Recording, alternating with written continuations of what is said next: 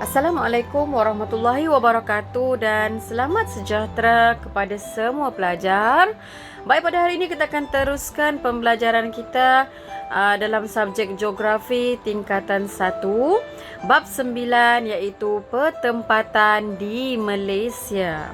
Okey, baik, sebelum itu mari kita lihat standard pembelajaran di mana pada akhir pembelajaran dan pengajaran ini pelajar akan dapat membincangkan jenis pertempatan yang terdapat di Malaysia. Yang kedua, pelajar boleh menjelaskan dengan contoh 4 pola pertempatan di Malaysia. Dan yang ketiga, membezakan fungsi pertempatan bandar dan pertempatan luar bandar. Jadi jenis pertempatan di Malaysia ada 2, iaitu yang pertama ialah pertempatan bandar dan pertempatan luar bandar.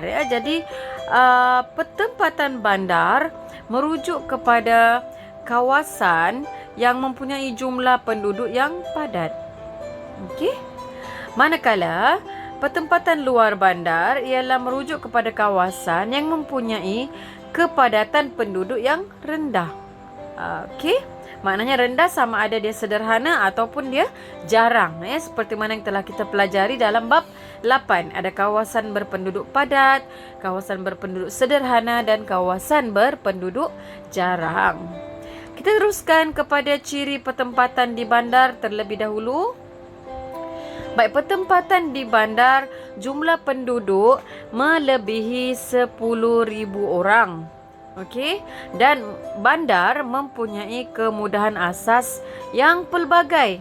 Pelbagai ini maksudnya ada banyak kemudahan asas. Yang ketiga, kawasan kediaman berciri moden. Okey, mungkin berbentuk banglo, mungkin berbentuk rumah pangsa, berbentuk teres, diperbuat daripada material-material seperti batu bata. Okey. Terusnya, apakah kegiatan ekonomi yang terdapat di kawasan pertempatan bandar? Jadi biasanya di bandar kita ada perindustrian ataupun kilang. Kalau lihat perindustrian, maksudnya ini fokus kepada kilang. Okey, kemudian kita ada perniagaan, pembinaan, pentadbiran dan perkhidmatan. Okey, perkhidmatan ni termasuklah contohnya bank, okey, insurans. Okey, contoh Kita teruskan kepada ciri pertempatan di luar bandar pula. Okey, kalau di luar bandar jumlah penduduk kurang daripada 10,000 orang. Jadi kalau di bandar tadi lebih daripada 10,000 Kemudahan asasnya ada tetapi minimum. Okey, minimum maksudnya kurang. Kawasan kediaman adalah sederhana dan bercirikan tradisional.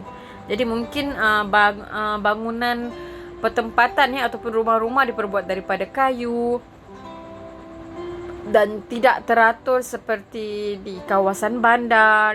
Jadi ada kegiatan ekonomi yang dijalankan tetapi terhad. Contohnya sektor pertanian, penternakan dan industri desa. Okey. Baik, kita teruskan kepada 9.2 iaitu pola pertempatan di Malaysia. Baik, kita ada 4 pola. Yang pertama, pola pertempatan berpusat. Yang kedua, berkelompok. Okey, yang ketiga, berjajar. Dan yang keempat, berselerak. Okey. Jadi, sebenarnya pola pertempatan ini adalah merujuk kepada corak ataupun reka bentuk susunan kawasan kediaman ataupun rumah-rumah. Okey, di sesuatu kawasan. Jadi ada yang berpusat, berkelompok, berjajar dan berselerak. Mari kita lihat satu persatu. Okey, kita mulakan dengan pertempatan berpusat. Okey, berpusat maksudnya rumah atau bangunan dibina rapat. Okey, satu, di kawasan yang jadi pertumpuan penduduk. Okey. Kemudian terdapat juga kawasan persimpangan jalan atau taman perumahan. Ini ciri-ciri di kawasan pertempatan berpusat Jadi contohnya adalah di Bandar Tun Razak Kuala Lumpur. Okey. Terdapat juga kemudahan yang melibatkan pusat perniagaan, pelabuhan, rumah ibadat. Okey. Jadi macam mana rupanya Mari kita lihat. Ini adalah contohnya. Jadi kalau pelajar melihat ada jalan raya. Okey, ada jalan raya. Kemudian kita ada kemudahan macam ni PP. PP ni apa? Pejabat pos. Kemudian kita ada simbol ni. Apa ni simbol ni? Simbol rumah ibadat, masjid. Lepas tu, jadi semua rumah-rumah yang berada di sini. Okey, tambah di sini lagi. Dan di kawasan sini, ini semua dipanggil kawasan pertempatan berpusat. Jadi dia berpusat di kawasan ini kerana kawasan ini ada kemudahan jalan raya dan ada juga infrastruktur, kemudahan-kemudahan seperti pejabat pos dan juga masjid. Okey. Jadi ini yang menyebabkan kawasan ini berpusat. Biasanya kawasan pertempatan berpusat ini adalah di kawasan bandar. Okey, kawasan bandar. Kita teruskan kepada pertempatan berkelompok. Okey, pertempatan berkelompok. Macam mana yang dikatakan pertempatan berkelompok? Susun atur rumah adalah secara berkelompok lah dan terancang di sesuatu kawasan. Terdapat juga kawasan pertempatan rancangan pembangunan tanah persekutuan Jadi di Felda rancangan persekutuan ni. Pembangunan tanah adalah di Felda. Jadi boleh beri contoh pertempatan berkelompok ini di mana-mana Felda. Awak boleh sebutkan sebagai contoh Jadi contoh yang cikgu boleh berikan di sini ialah Felda Trolak Perak, Felda Air Tawar Johor, Felda Sahabat Sabah. Jadi kerana kawasan ini adalah kawasan di mana pertempatannya adalah berkelompok dan terancang. Okey, jadi itu adalah kata kunci untuk berkelompok Dia terancang. Mari kita lihat contohnya. Okey, contohnya ini kawasan Felda dan kemudian mungkin di sini ada kawasan-kawasan penanaman getah ke ataupun kelapa sawit ke apa-apalah Ni kawasan Felda ni kawasan tanah rancangan. Jadi semua pekerja lepas habis bekerja mereka akan balik dan ke kawasan pertempatan yang disediakan oleh kerajaan. Kita tahu Felda ini adalah rancangan tanah oleh kerajaan Jadi rumah ini telah disediakan di sini secara terancang terancang. Kedudukan dia pun tersusun terancang dan keadaan dia mesti macam ni dia berkelompok. Okey, ni berkelompok lah ni. Okey. Jadi ini biasanya di kawasan apa? Felda. Boleh beri contoh Felda, senang nak ingat. Okey. Baik, kita teruskan kepada yang ketiga iaitu pertempatan berjajar. Jajar. Apa yang awak faham tentang jajar? Jadi rumah atau bangunan dibina di sepanjang jalan raya atau juga di tepi pantai. Okey. Boleh jadi juga dia di tepi-tepi sungai tapi dia berada di sepanjang tepi sungai itu Dia kelihatan tersusun secara deretan dan hampir seragam. Ini kata kunci kepada berjajar. Tersusun, berderet dan seragam. Okey. Terdapat di kawasan pinggir laut. Sepanjang sungai. Contohnya sepanjang Sungai Rajang Sarawak, pesisir pantai Kuala Besut di Terengganu. Macam mana rupanya pertempatan berjajar? Mari kita lihat. Ini contohnya kalau di tepi jalan raya lah. Jalan raya. Okey. Dan rumah-rumah yang terdapat di sini, nampak tak dia berjajar? Jajar ni maknanya dia tersusun di tepi jalan raya. Yang di sini pun sama juga, berjajar juga. Okey. Jadi bukan saja jalan raya, boleh jadi kawasan mungkin pinggir laut. Kawasan pinggir laut. Ini contohnya laut. Jadi kawasan pinggir laut ni ada rumah-rumah di sini. Ini mungkin rumah-rumah apa? Para nelayan. Okey. Berjajar di sini. Boleh jadi. Ataupun di kawasan sungai. Okey, contoh ada kawasan sungai. Ini sungai dan ada rumah-rumah dibina di tepi sungai ni. Ini juga dipanggil pertempatan berjajar. Ya, jajar ya. Baik. Kita teruskan. Biasanya kawasan ini adalah kawasan di luar bandar ataupun di ini macam kawasan ni, kawasan tepi pantai ni kawasan luar bandar lah. Kawasan sungai juga luar bandar. Okey. Dan kawasan ini mungkin kawasan pinggir bandar ya. Okey, baik. Kita teruskan. Ini pun adalah contoh kawasan pertempatan berjajar ya. Yang juga katakan tadi ada laut. Jadi di pinggir laut ni adalah rumah-rumah nelayan. Ini pun berjajar. Baik, yang terakhir ialah pertempatan berselerak. Okey, macam mana ni pertempatan berselerak? Rumah atau bangunan dibina secara berselerak ataupun berjauhan antara satu sama lain. Ia kelihatan agak bertaburan. Tidak seragam. Okey? Itu kata kuncinya. Dia terdapat biasanya di kawasan kampung, kebun kecil getah, sayur. Jadi contohnya di Bukit Tinggi Pahang, Kundasang, Sabah. Boleh ingat contoh kawasan. Baik, kalau kita nak lihat gambarnya seperti ini. Dia berselerak ni biasanya ini contohnya ini adalah rupa bukan felda ya. Nampak getah, ini adalah kawasan kebun. Kebun kecil. Cikgu nak bagi tulisan. Kawasan kebun kecil di kampung. Jadi contoh ya. Agak berselerak. Ini contohnya ini kawasan Tanah Abu. Okey, Tanah Abu. So, di sini ada rumah abu dan dia mengusahakan tanaman ini, dan di sini adalah kawasan rumah adik abu. Biasanya dia ada keluarga kat sini ya, adik abu. Ni rumah mereka. Dan di kawasan sini kawasan Tanah Ali. Tanah Ali. Di kampung ya, ada tanah masing-masing. Jadi ini mungkin ini rumah Ali.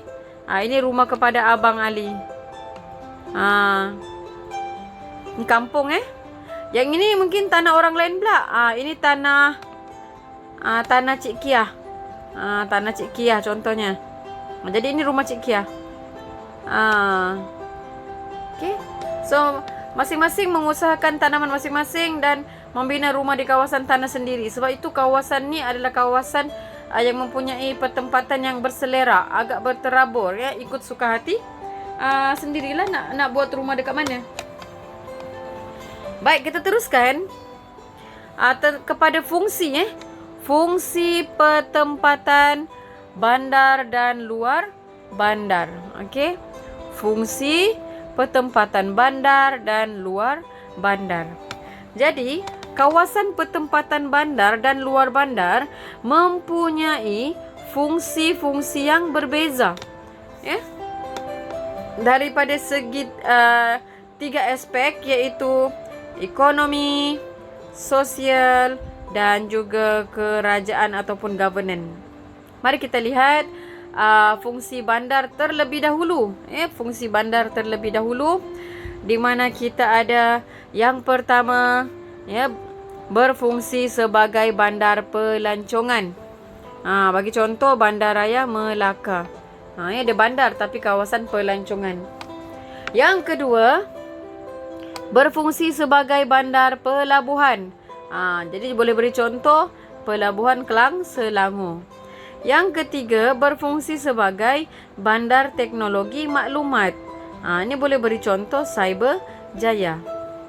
Seterusnya, yang keempat, berfungsi sebagai bandar perindustrian. Ini contohnya Shah Alam, ada banyak kilang. Dan yang kelima, bandar sebagai bandar perlombongan. Ini contohnya Kerteh di Terengganu. Okey, jadi ini fungsi sebagai ekonomi, fungsi ekonomi. Mari kita pergi kepada fungsi bandar sebagai fungsi sosial. Okey, yang pertama bandar diraja, jadi boleh beri contoh Kuala Kangsar, Perak. Yang kedua, bandar satelit. Okey, di Petaling Jaya, Selangor. Okey. Dan yang ketiga, bandar pendidikan, iaitu berikan contoh di Universiti Pendidikan Sultan Idris, UPSI, Tanjung Malim, Perak. Ini fungsi sosial. Okey. Jadi cikgu huraikan sikit tentang bandar diraja. Okey, bandar diraja ialah dia menjadi tempat terletaknya istana. Istana iaitu kediaman rasmi bagi sultan atau raja. Ini ada istana raja. Okey, istana sultan ataupun raja. Raja di negeri tersebutlah. Kemudian ada bandar satelit. Apa maksud bandar satelit? Berperanan sebagai bandar sokongan kepada bandar utama. Jadi Petaling Jaya ni dia menyokong kepada bandar Shah Alam. Okey, Selangor. Kemudian peluang pekerjaan dalam pelbagai sektor dalam bandar satelit ni. Dan kemudian sebagai contoh Petaling Jaya dan contoh lain lagi ialah Senawang Negeri Sembilan. Contoh.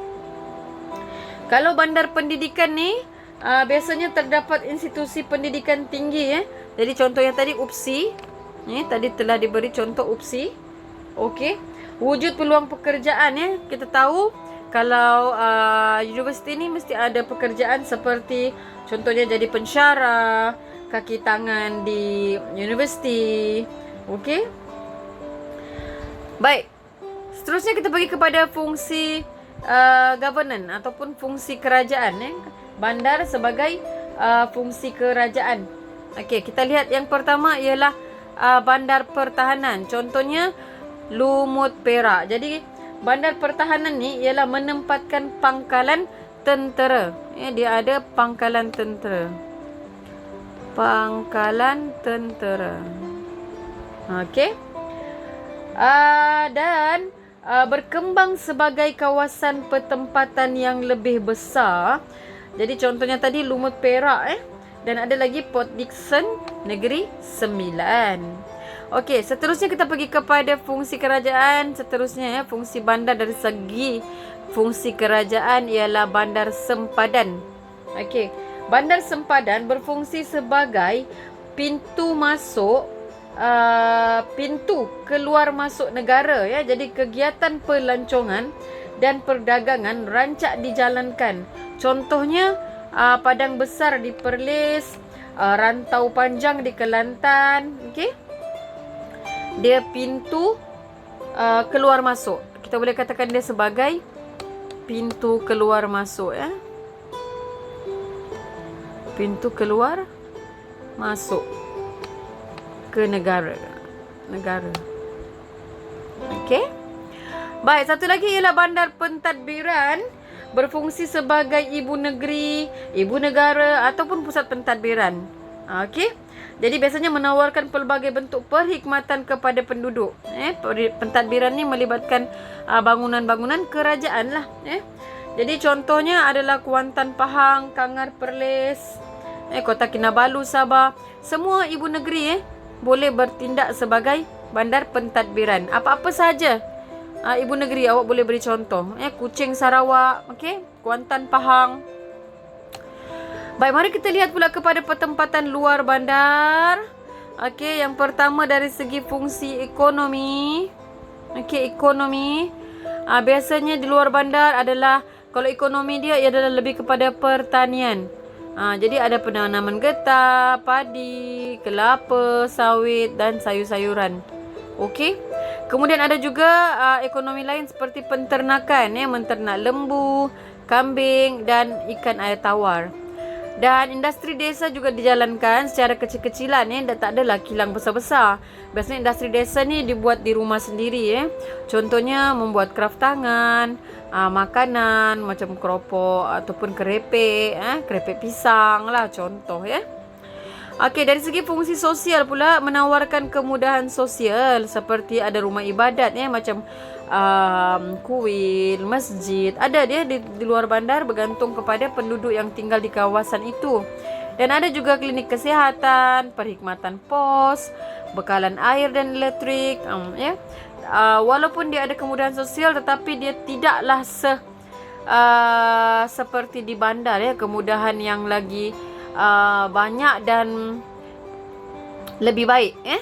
Kemudian dari segi fungsi kerajaan ataupun governance, ada perkhidmatan pengurusan pentadbiran yang kecil lah ya, seperti adanya pejabat penghulu, ketua kampung, tok batin, tuai rumah dan penggawa ya. Contoh, terdapat di juga balai raya yang berperanan sebagai pusat kegiatan kemasyarakatan. Itulah dia fungsi pertempatan luar bandar dari segi ekonomi, sosial dan juga kerajaan. Jadi mari kita imbas kembali apa yang kita belajar pada hari ini. Yang pertama, kita belajar tentang jenis pertempatan, iaitu kita ada 2, bandar dan luar bandar. Kemudian pola pertempatan kita ada 4.